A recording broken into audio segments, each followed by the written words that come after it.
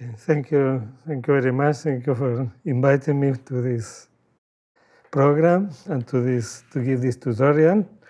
It's my first in-person talk in a year and a half. My last personal talk was in March, at the beginning of March of last year. It's much better to see faces in the audience, especially young people here. Okay, so I will talk about some inverse problems arising in relativity. And my main goal is mainly theoretical. It's a very theoretical talk, as you will see. It maybe attracts some people doing computations so that they can create algorithms based on this theoretical work. Okay, so the motivation of this is a very general goal, is to determine the topology and metric of space-time by making observations so for instance, near the Earth or in satellites and so on. So how can we determine the topology and metric of complicated structures in space-time? And this is a science fiction type of picture because this is a wormhole on the left. So how can we simulate what is on the other side of the wormhole? Of course, wormholes have not been found yet, but is one of the possible predictions of relativity. On the right, they have created wormholes, the analog of wormholes optically. So this is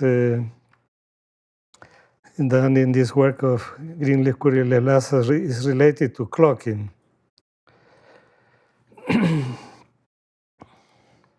Okay, the other part of the talk is about nonlinear equations, like Einstein's equation. That's the main goal. It's a very complicated equation, but let's take a simpler example. So it's a wave-type equation with sound speed c, but it has a nonlinear term.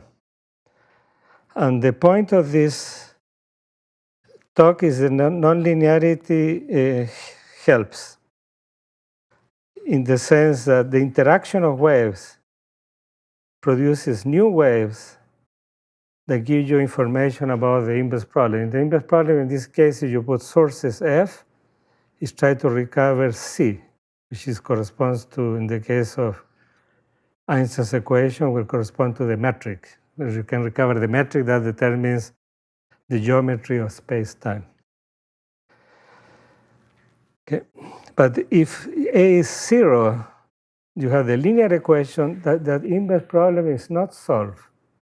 You can put sources there. We don't know how to recover C in general because of the dependence on time. If the C does not depend on time, that's known, as I will mention later, but if it depends on time, is not known. Of course, the metric in space-time depends on time.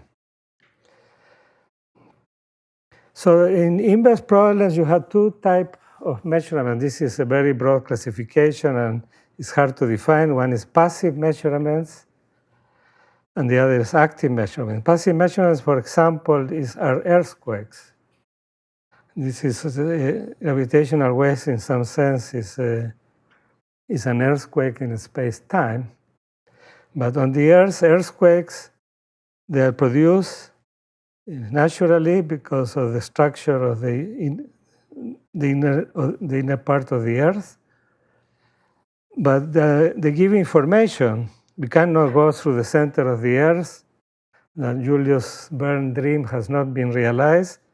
But there are earthquakes that give information. For instance, one of the informations is the travel time. How much time does it take to go from one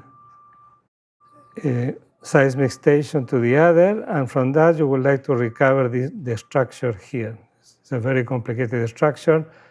And earthquakes are very strong and penetrate deeply into the Earth, so it gives information about the center of the Earth, for instance. But those are passive measurements. Another example in medical imaging, which is another area of applications of inverse problems, is magnetoencephalography. where the brain activity is imaged by measuring the magnetic fields produced by the electrical currents in the brain.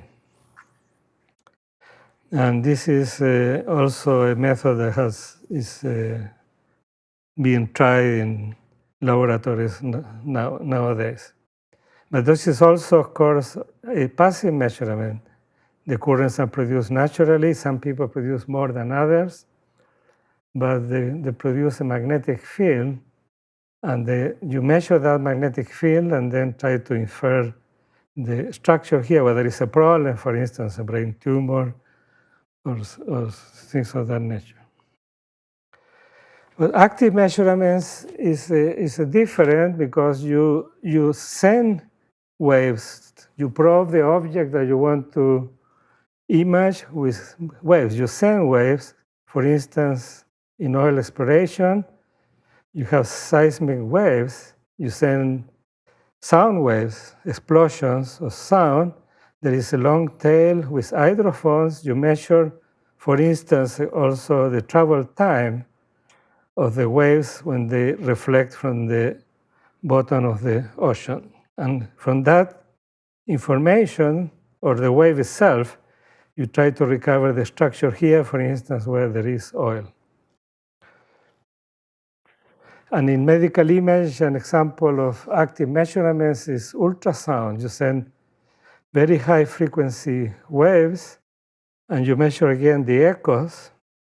And from the echoes, you create the image of the inside. In this case, this is a baby, a fetus, and this is done routinely in hospitals nowadays.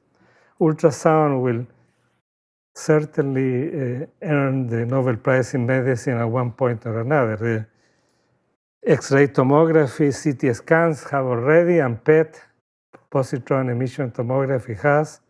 MRI has won the Nobel Prize, and ultrasound will be in the future. But coming back to what I want to do here is to talk about the inverse problems in space-time. For the case of passive measurements, we have light coming from billions of years ago. We observe these point sources of light, and now we observe gravitational waves in addition. And from that information, we want to infer the metric of space-time, what happened in the past.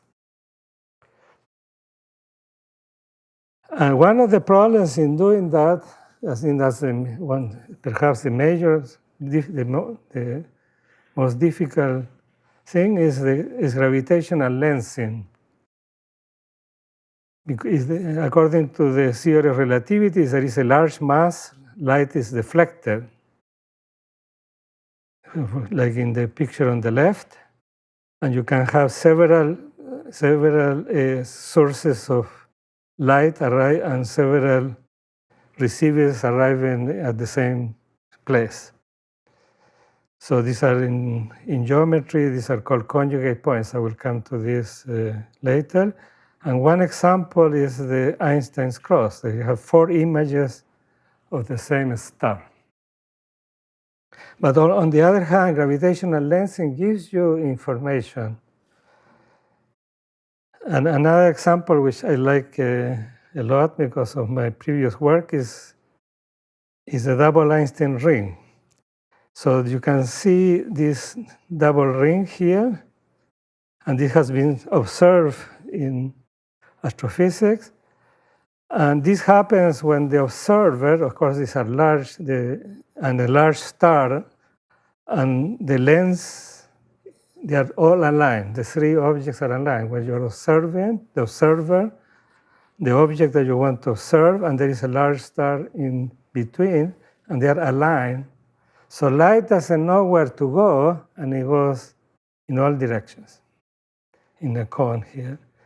This is very similar to what happens in optics in a phenomenon called conical refraction discovered by Hamilton, predicted by Hamilton. It's one of the few cases where mathematics has come before physics. Conical refraction is in optics when you have what's called biaxial crystals, for instance, aragonite. you shoot a ray of light in the direction of the optic axis of the crystal. They're called biaxial crystals. They have two optic axes, splits into a cone. And that's exactly the same phenomenon that you observe here. And I believe, I strongly believe, although there has not been a proof, that this is the same phenomenon in different perspectives. One is for Einstein's equation, the other one is for Maxwell's equation. Of course, now we have gravitational waves, and that's another example nowadays of passive measurements. But the gravitational waves also give information about the past. Okay, so how to model that mathematically? So in the blue rectangle here is the region, is the observer, where the observer is in space-time. This is time. And on the picture on the right is you want to determine the metric here and the topology, etc., of this set. And there are point sources of light, for instance, coming here. For instance, there is that point of source. And then that is observed in the blue region. This is observed in the blue region and until it passes through. So if you continue, sorry, the other way. I keep moving and there are point sources from other points. For instance, from this point, there is a point source, there is a wave front, there's a light coming from that front, intersects this set, and that's what we are going to measure. This is, of course, an idealized. So to actually make a precise definition, let me talk a little bit about Lorenzian geometry. The main example is Minkowski space. It's n plus 1 dimensional, so time you separate it as a special dimension, and the dimension of space is n, usually 3, so we're in 4-dimensional space. And the metric here has signature minus, plus, plus, plus. So it's minus in the time and plus in the other one. This is the x1 squared plus the x2 squared plus the x3 squared, say in 3 dimensions. And you have the light cone here. These are all the vectors so that the metric vanishes there. This is completely different from Riemannian geometry, where the metric is always positive. It's only 0 when b is 0, but this is not the case here. You have the light cone, and this indicates where the light is propagating, the light cone. I will call about the light cone the outside, and the solid cone will be the inside. So there is the future light cone and the past light cone. Okay. So again, in general, a Lorentzian metric will be n plus 1 dimensional manifold. If you are not familiar with manifold, just think on Euclidean space with a metric which is Lorentzian, means has signature minus, plus, plus, plus. So if you do it in appropriate coordinates, will be minus 1. The eigenvalues will be minus 1, 1, 1, 1, n times if you are in n dimensions. So we're assuming that there is a time orientation, and the null geodesics, which corresponds to the propagation of light, is just, these are geodesics, is the exponential starting at the point times SB, times the vectors. There are vectors in different directions which are null. They are in the light cone. So you have a curve here indicated in this way, and that forms a light cone. Of course, the light cone can be very complicated. Here is drawn almost straight, because again, gravitational lensing, the metric can curve these light cones in many different ways. And the future light cone, which plays a big role, is just this is what is drawn here, is the future part. There is also the backward light cone, the past. Questions? Okay, again, if you're not familiar with manifolds, don't worry. It's just think about the Euclidean space, but with a different metric. You're measuring vectors in different ways. So that's, of course, the metric that there is, according to the general theory of relativity, determines the geometry of space-time, how the space-time curves. And the Minkowski, again, is the main example. This is just to remember the notation. Here is the future and past light vectors. The causal vectors are the collection of time-like and light vectors. Time-like if they are inside the light cone, in the solid cone. So is time-like if the metric applied to those vectors is negative, and then it's a space-like if the metric applied to those vectors is positive. These are light-like. This is space-like vectors, and this is time-like vectors. And a curve is said to be time-like or light-like causal if the tangent vectors are time-like or space-like or causal. Causal means both time-like and light-like. So they are in the complete cone. Okay, any questions? Again, if you're not familiar with manifolds, this is just think about Euclidean space with a different metric than the standard, in this case, Minkowski metric. It could be, these cones could be very distorted. Okay, and I need to talk about causal relations. This is a very important diamond that it will come arises several times in this talk. So suppose you have a time-like geodesic. You are inside the light cone, the solid cone. That corresponds to an observer. We have a path inside of this light cone. Right? So this is the world line of observer in general relativity. We use this notation P mass less than Q, mean P and Q can be joined by future point in time-like curve. And P strictly less than Q means that can be joined by future point in causal curves. Causal, remember, means both in the outside of the light cone and the inside. And then there is a chronological future of a point, are all the points that, so the P is, this is notation much less than Q. And then the causal future is when it's strictly less than P. And then there is intersection here.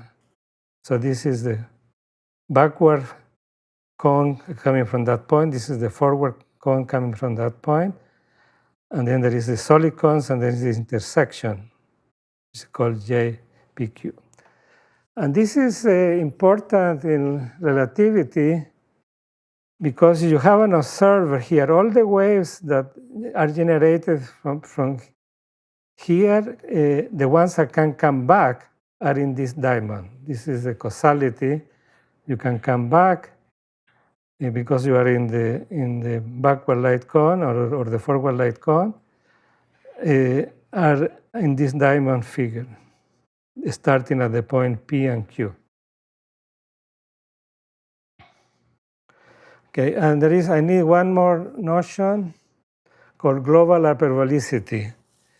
So Lorenzian manifold, again, think about Euclidean space with a different Lorenzian metric. It's called global hyperbolic if there is no closed causal path. So you cannot go back to the future and come back, or you cannot go back to the past and come back to the present. This is an assumption believed by many to be true, but of course, we don't know. Some people believe actually that it's not true. There are some models, some cosmological models where this condition is not assumed. And the other condition assumes that this set, the intersection here of these two solid cones is compact. And the reason why this is useful is because you can think of the metric as very close to the Lorenzian metric. It's a positive factor here, which is smooth, times dt squared, plus a standard Riemannian metric. Remember, Riemannian metric is a positive definite symmetric matrix. It's like dx squared we had before, dy squared, sorry. So this replaces this. So it looks, of course, there is a coefficients here that depend on space-time, but it has a flavor of a Minkowski metric. Remember, Tx is both time and space. Usually the space variables are called y, and the coordinates sometimes are called, time is called x0. I'm going to use ty here, but several people use this notation of time as x0. Okay, but this is the main assumption here from the analytic point of view, that the metric you can transform into something that looks like this. Okay, now I'm in position to define what the observations that I want to make.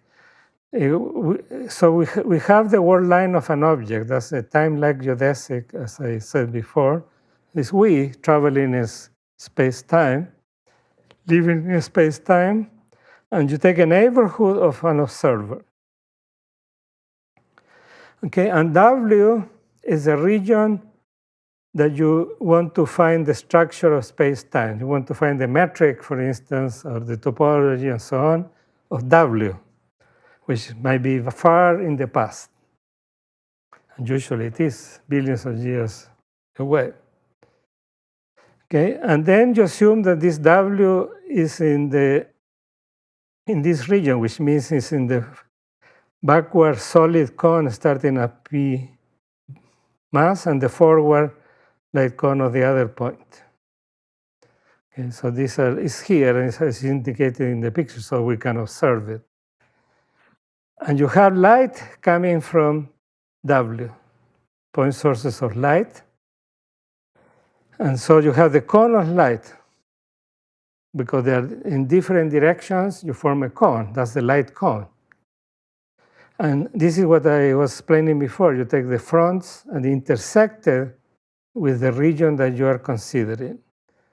And that's called the light observation set. So these are the geodesics, or you can think about, in Minkowski's case, straight lines, the ray lights, but these are the propagation of light in different directions, intersect the forward light cone with the set V, and that's the information I'm given. Of course, I'm idealizing the problem. That's the light observation set. And there is an additional thing that we need to consider, because the light cone here can be very complicated. Here is straight, you intersect and it goes forever. However, if there is gravitational lensing, can come back. The geodesics can come back to the region V. And so what are we observing? So we define what's called the earliest observation set. We take the first light cone, or the first geodesics that enter the region B and not the others. So this is the definition of the earliest light observation set. This was actually, we found out when I gave a talk in Santa Barbara about this a couple of years ago. And then there was this person in the audience, a physicist, Horowitz, who was professor in Santa Barbara, who told me that they have looked at this, which was for the completely different region. It's in string theory, in the ADS correspondence, and so on. And they also show that you can recover, there is no proof in our sense, but there is an argument there that shows this theorem. But Their paper was in the Archive 2016, published the same year. In mathematics, you have a paper and it takes many years to get published. That's one difference. This was in the Archive in 2014. It was published in 2018, 4 years later. Fortunately, there is the archive. So you have an open, smooth, this is the theorem, globally hyperbolic Lorenzian manifold of dimension bigger or equal than 3. So 1 time dimensions on 2 or higher.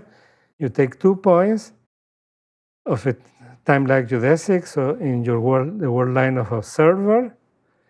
You take a neighborhood of that, and you take a set W that you want to image, relatively compact set in the far past, for instance, it could be closer. Assume where we know the earliest light observation set, this set I mentioned here, then we can determine everything about W. We can determine the topological structure, the differential structure, and the conformal structure, of course, up to changes of variables. These are all invariant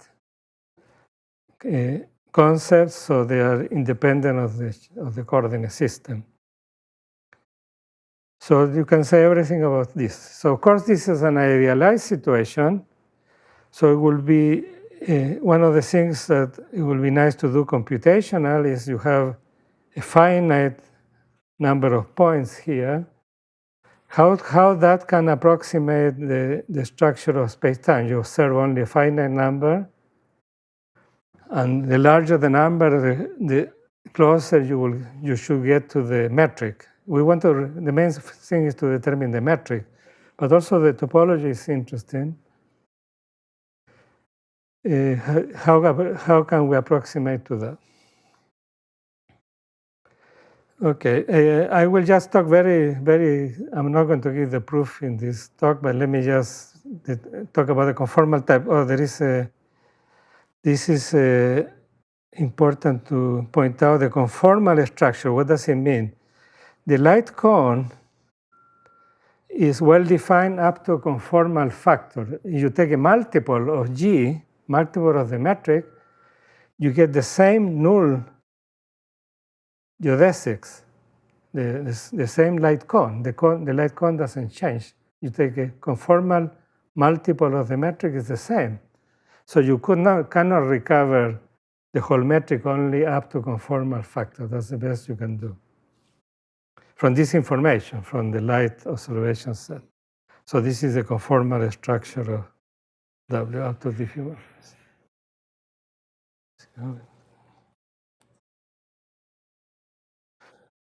Okay. So the slides are available, they will be available, I assume, and then you can take a look at. I had a slide about determining the topology, but let me just talk about the conformal factor in the interest of time. So the light cone is the points where G, the metric, vanishes on the tangent vectors. G of V is equal to 0. It's quadratic. Can one people see in the? So it's just for a simple example, if you have the metric, a dual metric, so T will go into tau, and X is going to go into C variables. So the dual light cone is this.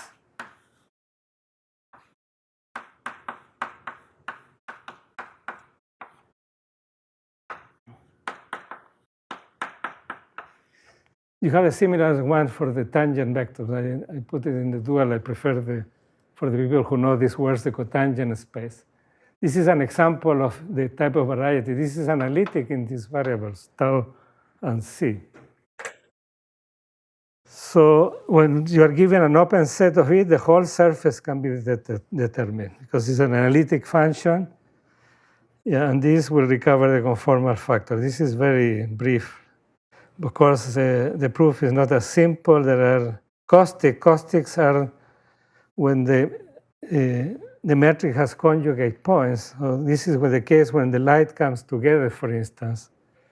When you see the four stars in the Einstein cross is because there are four geodesics that curve to the same point. So you're trying to image the same object, but you see four images of the same thing. In the abstract, there are references to the complete proof if you're interested in that. Okay, so now let me go a little bit about active measurements. First, let me recall about the linear case.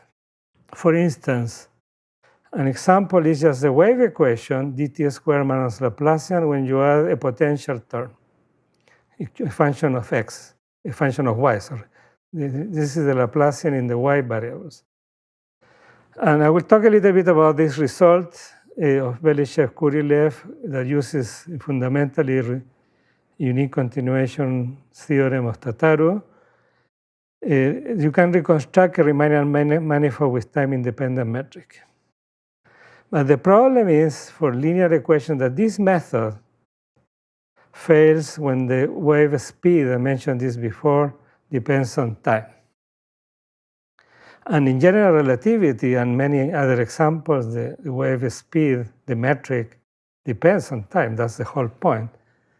And this is a picture of, again, oil exploration when you send waves and you send explosions and you measure the echoes with geophones. This is on the Earth. The other case that I mentioned was on the sea. Most of the oil exploration is not in the sea. And then you try to recover the structure here. So let me explain what, in this case, what active measurements for the Riemannian case. So the wave equation, I'm going to generalize a little bit. So now I have a positive, definite, symmetric matrix. So this is positive. This is what's called a Riemannian metric. Again, you can think of Euclidean space, and you measure lengths in different ways with a Riemannian metric. And you take the solution of the wave equation here, and this is a manifold with boundaries. You can, again, think about a domain in Euclidean space with a boundary. And you give data on the lateral boundaries, so this is a problem like this. This is n, and this is time, for a finite amount of time, large enough time. So you give information, the f is given on what's called the lateral boundary, f. And there is nothing in the past. So you start at time 0. So this is, n is called a Riemannian manifold. Again, you think of a positive definite symmetric matrix. And mu is the unit normal to n. N is you can think of a domain, and this is the unit outer normal.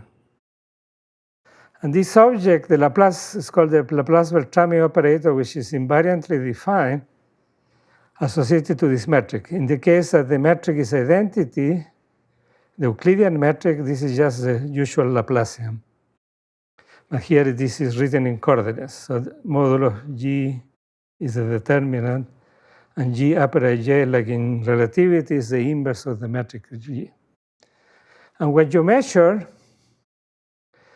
is the normal derivative of these waves. This is called the Dirichlet to Neumann map in this case to a data f. Here, you assign the normal derivative. And this is the data that we're given. So we only know the boundary of n, and we know this map, the map that sends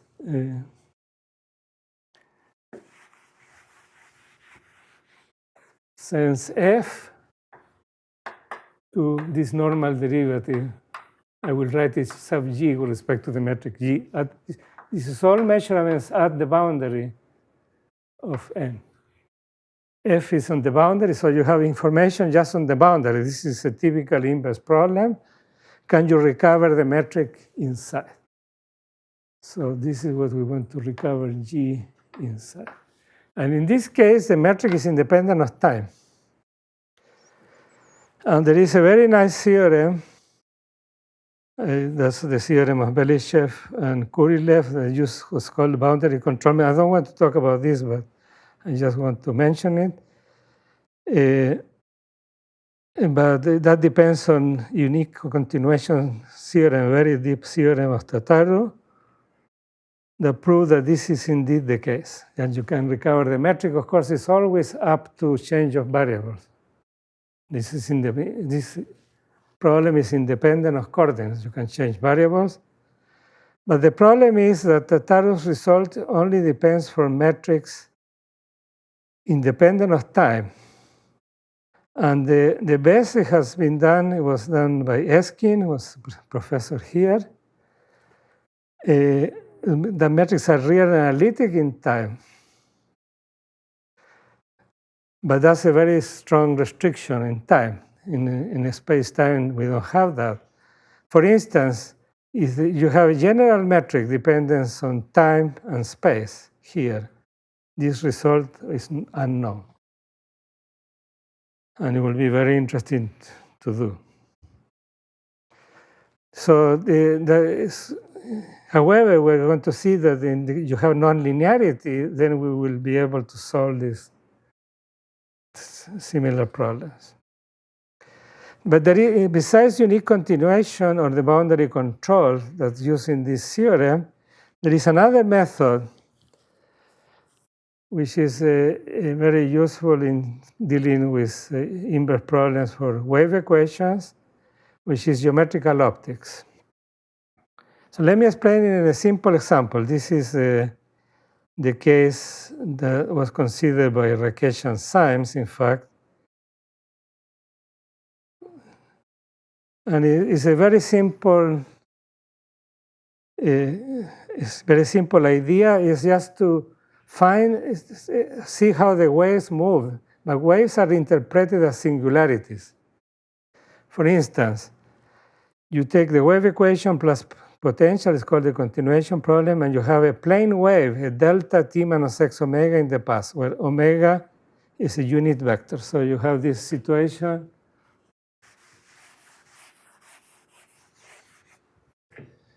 You have a potential here, Q. You have a plane wave coming in. This is a delta t minus x omega. So delta means concentrated, the wave is concentrated here in the x omega is equal to t, in the hyperplane x omega is equal to t. So you have this wave coming and then interacts with the potential and something happens afterwards. And we would like to know from, if you measure something outside the potential, whether we can recover the potential. That's the inverse problem. Okay. So as I said, I'm going to follow the singularities of the wave. This is singular where t is equal to x omega, is 0, 0. That's the delta function. So we're going to see how this singularity propagates. And from that, we're going to get information about the potential. So this wave equation solves, this delta function solves the standard wave equation. It's called the Lambertian. And then we try that to start with. And the potential plus Q, that's not a solution. You want to get 0. But it's Q times the plane wave. And the next try is to take the same plane wave, so this doesn't work because it does not give you 0, plus, this is a geometrical optics plus a smooth coefficient times the Heaviside function. So the Heaviside function will be 1 for t bigger than x omega and 0 for t less than x omega. So it's progressed, that's called it's progressing. It's because it's 0 in the past. You try that, and then you'll see that you get this equation. And now what we want to do is eliminate, we want to get 0, but we cannot get 0. We eliminate the highest order term. So we choose A1 so that gradient of A1 dot omega is minus the potential over 2 to eliminate the first term. And this is the directional derivative of A1 in the direction omega. So the solution is very simple. You just integrate, it's an ODE problem. You integrate the potential in the direction of the line. So this is the situation.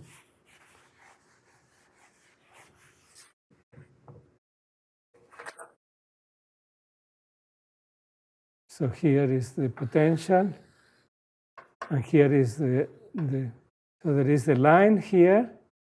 So up to a point x, you just integrate along the line with direction omega. You integrate minus the potential over 2. And now eventually, you're going to get the whole integral of the potential along the line. But we have not eliminated this term. But the point is that this term is better because the Heaviside function is less singular than the delta function. Heaviside function is 1 for t bigger than x omega and 0 otherwise. So A1, if x is large, if you are outside here, is just the integral of the potential minus the potential over 2. It's called the X-ray transform. And then you can invert that. It's one of the problems arises in X-ray tomography. You know the integral of a function along lines. You vary the line, then you can recover the function. That's a Radon transform in 2 dimensions. So if you know the first term, you can recover the potential, and that's the crux of the method of Rakeshan signs. And then you can keep trying to eliminate the further term. Now you eliminated this term, and so you can get it by taking, for instance, the next term will be A2 times t minus omega plus, means it's t minus x omega if this is positive, and 0 if this is negative. Again, it's a progressing wave. Why this? Because the derivative of this is the Heaviside function. The derivative of the Heaviside function is the delta function. So you can eliminate this term, and you get now something related to the so this is you will get something even better, because this is a plus, is an X singularity. Before we had the Heaviside function, and earlier we had the delta function. So you can keep going, and this can be summed using Borel's lemma. And you get smoother and smoother and smoother terms. So this is what I'm saying, follow the singularity. From the singularity, the first singularity, you can recover the X-ray transform of the potential. For the people who know about these things, and it's not very important, this is called conormal distribution, meaning the singularities of this are t is equal to x dot omega. Here, that's where the singularities are. Even the further terms, the singularity is t equal to x dot omega. So the singularities, you know how they propagate, and that's key to prove this result for the potential. So this is a method following the singularities. So that's the waves, following the singularities of the waves, the main front of the wave. You get information, the information that you want. Okay, I think, yeah, half an hour, no? It's a long talk, especially for you. Okay, so now we go to nonlinear waves. Why I'm going to do nonlinear waves in this conference? Because Einstein's equations are highly nonlinear. It's one of the most complicated systems of nonlinear equations. So so this is a cartoon, of course. We have the Earth here, and we have a neighborhood of an observer. As I said, that corresponds to the time-like geodesic. And we're going to send waves And in this case, will be 4 waves that will intersect at a point. What are these curves? These are curves as the normal to the wave. Here, the normal is omega, but we're going to send distorted waves that intersect at the point. And this is an artificial source. So they intersect here, and they will generate a new wave. And that new wave is observed in this region, and that gives you information about the inverse problem. That's the idea. So let me consider a simpler case that I mentioned at the beginning. So suppose you have a quadratic nonlinearity. I want to explain the method because the same method works for Einstein's equation. And this is just the standard wave equation for the Lorenzian metric, which is written here in coordinates. This is a non-zero factor, so you always have nonlinearity here. It's a non-vanishing smooth function. And we consider what's called the source-to-solution map. You put sources, the F are sources for this equation. And this is just so that this is well defined. There is a solution. The support is contained in the forward solid cone of the support of F.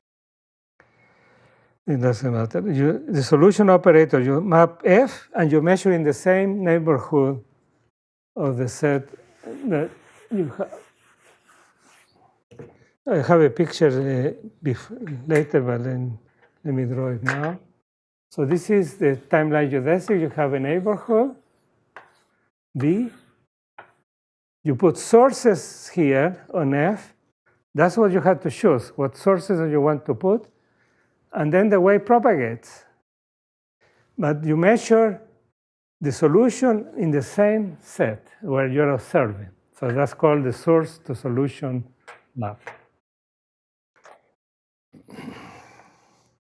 And the theorem is that you have a globally hyperbolic Lorentzian manifold in 1 plus 3 dimensions. This can be generalized easily to any dimension. And this is the most interesting physically, of course. You take a time-like path. This is an observer contained in the points P plus and P minus. In blue is the region of observation here that I drew here. And you now, from the points P minus and P plus, you draw this diamond figure here. Okay. And then the theorem is that the source-to-solution map, so the sources that we can control, and the solution here determines the metric up to conformal factor. Again, there is a conformal factor here in this diamond-type figure, which is much larger. That depends on how much time you are observing. This is in space-time, so this corresponds. This geometrically will be different for different times. And that's the best you can do because the waves that you send here can return here, otherwise there is not enough information. So the idea of the proof is similar to what I mentioned before, but there's a new thing for linear equations, as we saw before in this example. For linear equations, the solution just propagates. It goes forward, progressing way, nothing comes back. That's why you will get limited information when you have the time variable. But here, we are going to produce artificial echoes. So we're going to create echoes that will come back to the region of observation. So we're going to get artificial sources, put in sources F here. We're going to create an artificial source that generates a light cone that gives you the earliest light observation set and apply the previous theorem that you can recover the conformal class of the metric. I'm very interested in the metric in the diamond type figure, in this figure here. So in summary, we construct sources so that the solution has new singularities. For the linear wave equation, singularities are in the same place. T equal to x omega just propagates with time. And we characterize the type of singularity, and this is more technical. We can determine the strengths of the singularity produced as well. Okay, so in what we are going to do is determine the light observation set of this for any point in this diamond type region. And from the previous result for passive measurements, we can get the metric up to conformal factor. That's the idea. So how to do this in this very simple quadratic case? I warned you that the case of Einstein's equation, of course, is more complicated. The interaction is more complicated and so on, but can be done. That's what we did in that paper. So you take a quadratic. I just want to explain the question in a simpler case. Take a quadratic case. You have a source here, a 0. Then you take the first approximation. So we're going to take small sources. One of the reasons also to take small sources is that for nonlinear equations, you don't have global existence in general. Sometimes you do, but in general you don't. But if the source is small enough, there are solutions. So we try epsilon times something, epsilon squared, and so on, plus something which is order epsilon to the 5. So we are going to neglect this. The first term is a linear term.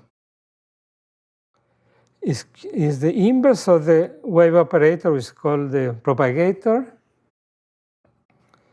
times f. That corresponds to the linear equation.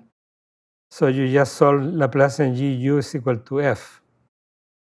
And then you do an iteration, like when you're solving ODEs. It's a Picard type of iteration. The second term will be A W1 W1, and the third and the fourth and so on is much more interaction. We're going to consider in 4 space-time dimensions 4 different waves. Yeah. Okay. There is what I want to say here. You have to analyze the singularities of this. So the fact that A is non-zero then will show that you are going to produce new singularities after the second interaction. This is the second interaction, the triple interaction, fourth order interaction. Why fourth order? Because 4 waves generically in 4 space dimensions intersect at a point. Remember, we want to create a point source, an artificial echo that will generate a new wave that we will measure. Well, this is just technical things. There is a technology to deal with this called microlocal analysis, and I don't want to get into this because it's. But in Minkowski space, it's easy to describe. You take the same waves that you had before, where xj is t minus x omega to some power, high power. We need the waves to be at least C6 or something. This is technical. Remember, these are the plane waves that we had before. These are conormal distribution, but it doesn't matter. These are the planes. This is the interaction of the 2 planes. So 2 planes will intersect. 3 planes will intersect in a line, generically in 3 dimensions. And 4 planes will intersect at a point. And this is going to be the source. So the waves propagate in the normal direction. These are the straight lines. I erased the picture with the normal omega. Okay, so this is, we look at the interaction of 2 waves, so we're going to consider 2 sources, small sources, epsilon 1 and epsilon 2. And we look at what's called the second order linearization. So if the first term corresponds to the linear term, and that doesn't help because, as I mentioned before, from the linear equation, we don't know how to solve the inverse problem. because of the dependence on time of the metric. We look at the second order linearization. We take two waves, small waves. We look at the second order linearization, which is given here by A times U1, U2. A is the factor of the nonlinear term, and it's non-zero. So that's why you are going to get new singularities. And then in the case of interaction of two waves, nothing happens. From the point of view of singularities, this is called the singular support, where the singularities are is the same.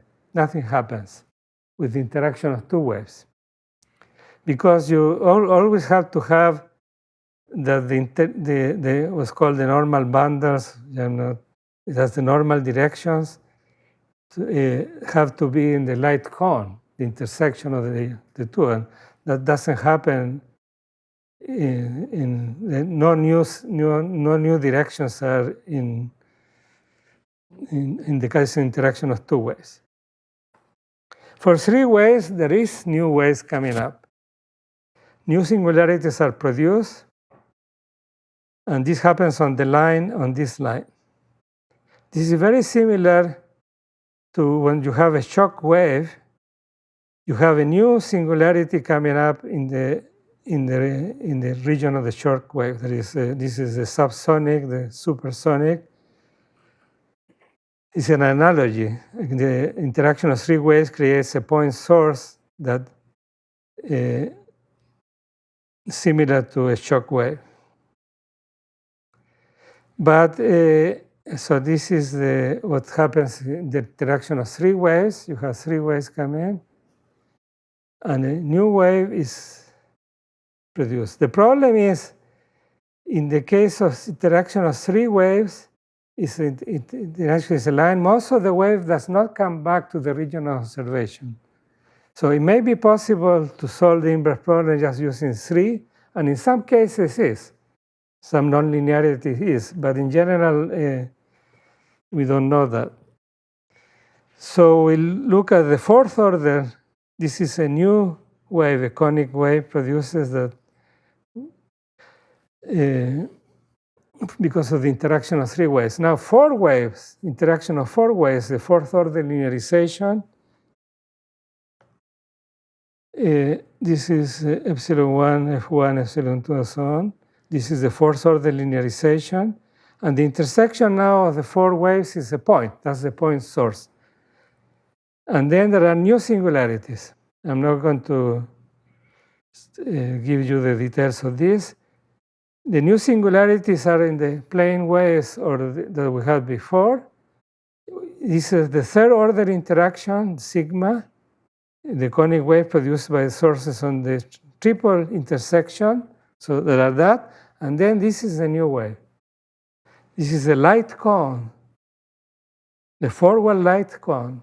This is the outside of the cone, starting at the point Q.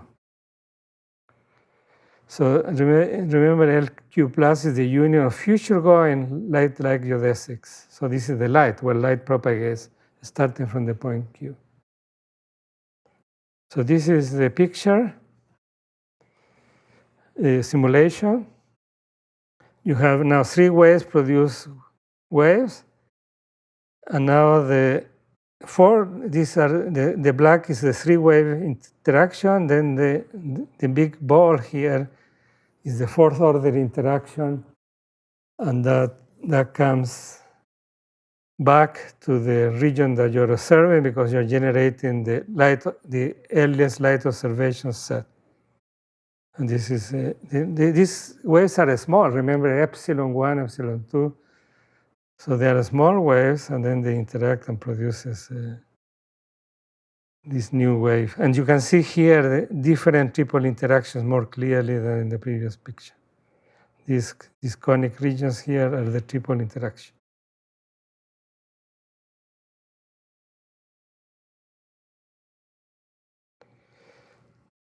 Okay.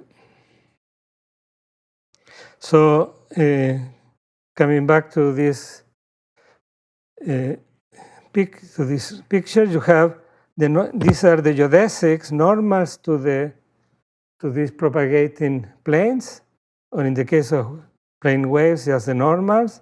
There's the ray lights, intersect at the point Q and then produces a new wave that comes back. And that's why you can solve the inverse problems. So this method is very simple. The idea is very simple. Look at the interaction of singularities, interaction of waves. And then you can solve other problems very much if you understand it. That depends very much how many waves you need on the dimension and the non-linearity. For instance, you are in 1+2 and you have a simple case of a cubic sample. This you just need to take 3 waves, and then you can take the sources to be what we had before, t minus x1. This is a plane wave in that direction. To the 11th, the reason is to have enough to be sufficiently smooth. It has singularities in the C-infinity sense, but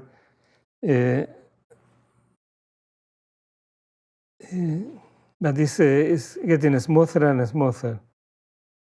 And then the solution is just a multiple. You have the plane waves before of the inverse of just the product of the 3. And that's easy to analyze. And then you can show that you can recover the metric in this region IP minus P plus, this diamond type figure.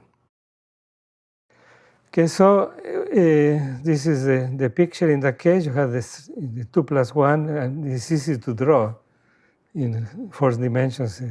You have the 3 plane waves interacting on the point, and then there is a source coming for Diaz, and the singularities give the light observation set, and the earliest light observation set in particular. And from the theorem for passive measurements, you can find the metric up to conformal factor.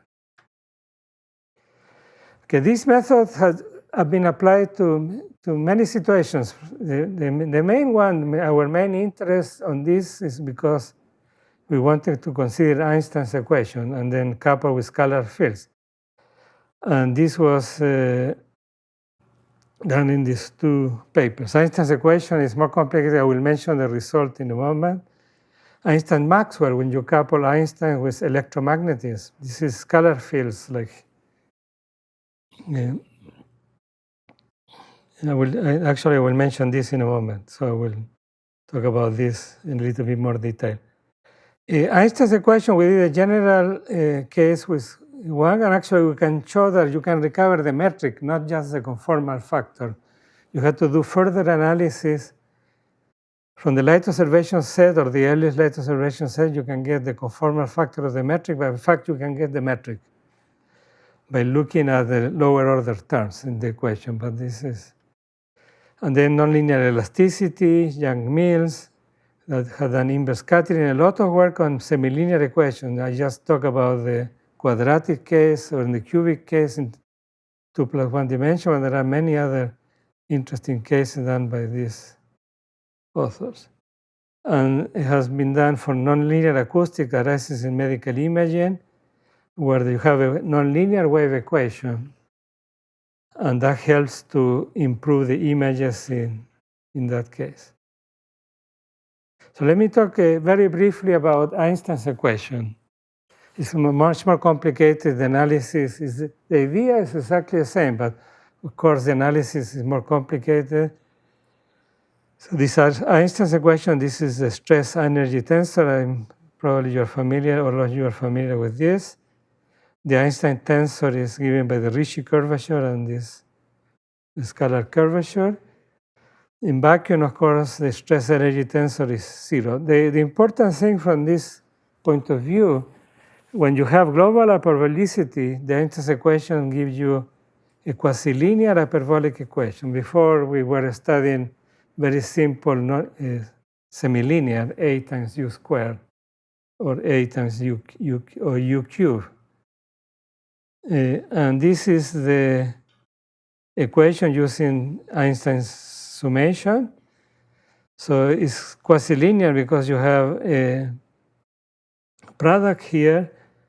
It's non-linear on the metrics. You want to find the metric. That's the object of. And then you have, because of Bianchi's identity, you have this conservation law. The covariant derivative of this is 0. This is really conservation of energy globally in the universe. And to have sources, we couple it with scalar fields. This is what I meant before. So you have the stress energy tensor, and we are going to add a source. And you have a source for in this equation, the Klein-Gordon equation. These are matter fields. And in this case, the stress energy tensor is given. This is given in coordinates in this way. And then you have the conservation law. Yeah. So this is Einstein's equation coupled with matter fields. The theorem, that's the one I mentioned, was earlier with Lassas and Kurilev. We proved that you can recover the conformal factor, but in fact you can recover the metric. So suppose you measure, you know this information. You have the, again, you have the Lorenzian metric. Then you have an observer, a time-like geodesic here, and G and phi satisfy sentence equation with a source, like here in these equations. And the support of the source is contained in this neighborhood.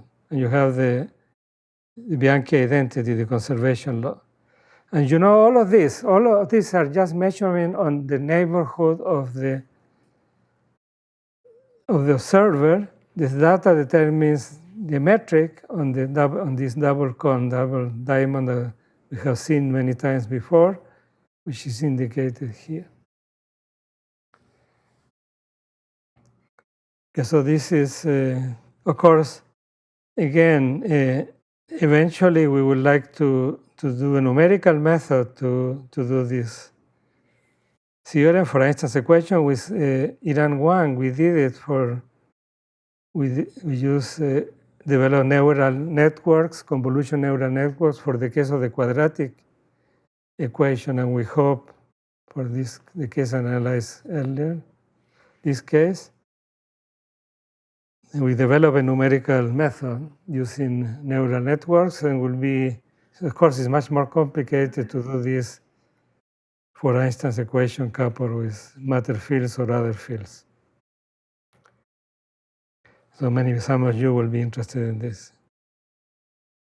Okay, so let me see if I have time. I think I have 6 minutes. I won't have much time to talk about this, but there are other inverse problems in cosmology that I want to mention. This is coming from gravitational waves and also from light. So this is the cosmic microwave background. CMB is very famous. It's the thermal radiation, is a great discovery, remnant from the Big Bang.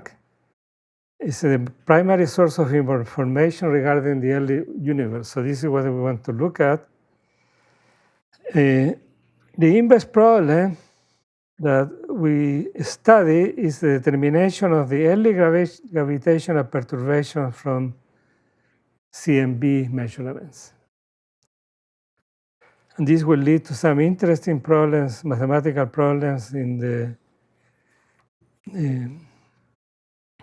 light rate transform, related to the light rate transform. So as I said before, we have gravitational lensing. The CM photons are deflected by the gravitational lensing effect, and that gives you information about the past. As in, we use gravitational lensing to get information. Okay, and the model that we take is the cosmological model is Friedman, Lemaitre, Robertson, Walker, sometimes called Robertson Walker.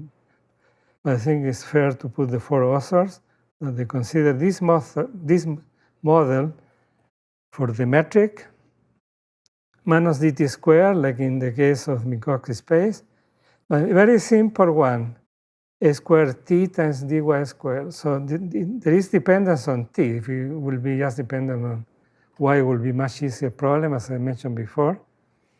So this function is smooth.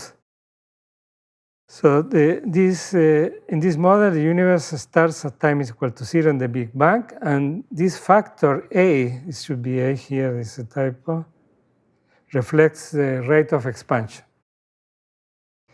When the universe was very young and dominated by radiation, the model that's used is T to 3/2. Later is T to the 2/3, and then now this is the observations of expansion of the universe. It's an exponential rate, small, with a small constant, the cosmological constant. That's supposed to be very small. But this is from the mathematical point of view, this is the form of the metric. It's a special case of a Lorenzian manifold and a special A, depending on where you're looking at. So what is the problem, the X-ray problem? So you have is the surface, so T0 is the surface of last scattering, the moment that photons start to travel freely in a space-time. So this is what we're going to serve. At T1, the surface where we'll serve the CMB, the light, the photons at this time. And this is a light-like geodesic that starts at T0 when we are starting to think. This is the trajectory of photons. And from this information, you measure it here at T1, and we can try to recover the metric here, the metric perturbation in particular here from the model that we have. And this is called the inverse Sachs-Wolf problem. And so we assume that you have the metric, this is the metric that we just considered here. The Friedman-Lemaitre-Robertson-Walker metric, and we consider the perturbation. Okay, and then we use this, there's something called conformal time, which is just 1/8 times dt, just to transform the equation. The metric gets much simpler, very similar to the Minkowski metric, just times a factor here, d squared minus delta ij dA. So this is the standard Minkowski metric. So it's a squared times the Minkowski metric, just a conformal factor of the conformal metric. This is called it's a special gauge, also called the conformal Newtonian gauge. So the metric, when you have a perturbation, it has this form. And these are the scalar functions, and this is what we are trying to find. Okay, and I'm not going to have time to explain this in more detail if I'm running out of time. If you do the analysis that's done by Sachs and Wolf, but of course not mathematical, they led to the integration along the geodesic of this phi and psi. So this integral is the light ray transform of this. Remember, we're trying to find phi and psi. The inverse problem in topography is this is in the cosmological sense. If we know this, the left-hand side. I explained in the slides where does this come from, but I guess I don't have time to do that. I hope you'll at least understand what the problem is. And then we are going to be led to a transform. I talked about the X-ray transform before, which is the integration along lines. But suppose you have integration along light rays. These are restricted to a cone. It's like a restricted X-ray transform. They're not integrating over all lines, only over lines that are in the light cone. Can we recover the function? And this is the problem very much related to this. Let me mention the light ray transform you have, for instance, for the Minkowski metric. You have the light rays, they are line in the light cone, not all lines. And then you have the integral of a function along light lines, and then then you can recover the function f uniquely. But it's not known for a general metric. But we can do something about singularities, but you take a general Lorenzian metric, you integrate along geodesics. In the null geodesics, the ones in the light cone, can we recover the function, and that's not known. It's known, and the metric is analytic, things like that. But this led to a problem like this, which is this is the inverse problem. You have the integration over geodesics of a tensor. We are led to a tensor because we have a metric is a 2 tensor. Can we recover the 2 tensor up to some obstructions? And I was going to talk about that, but I guess we don't have time. But and this is a very nice inverse problem that's still not completely solved, because we cannot recover the metric from the integrals along light geodesics. It will be an interesting problem for especially the young people here to consider. Okay, so since I'm running out of time, 2 minutes over, let me finish here. Sorry.